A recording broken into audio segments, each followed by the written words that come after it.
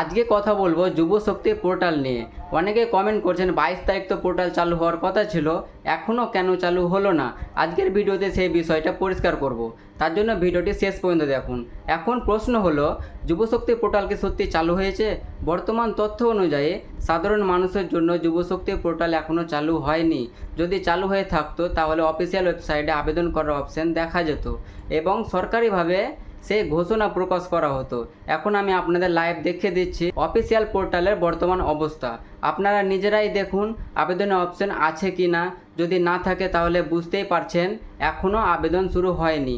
তো চলুন দেখা যাক কী অবস্থা। সেটা চেক করার জন্য আপনার মোবাইলের গুগলটা ওপেন করুন আর এখানে লিখুন যুবশক্তি।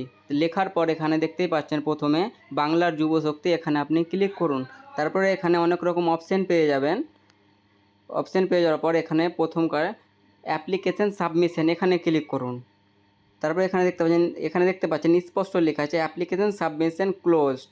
তারপরে মিডিলের দিকে ক্লোজিং টাইম 26 ফেব্রুয়ারি 2026 12 মিডনাইট, মানে লাস্ট আপডেট এখানে 26 ফেব্রুয়ারি 2026, মানে এখনও শুরু হয়নি। তাই যারা আবেদন করার অপেক্ষা করছেন তারা গুজবে কান দেবেন না।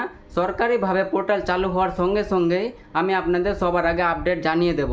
আপনারা যদি যুবশক্তি নিয়ে নিয়মিত ভিডিও পেতে চান তাহলে ভিডিওটি লাইক করুন, বন্ধুদের শেয়ার করুন এবং দেখা হবে নেক্সট ভিডিওতে।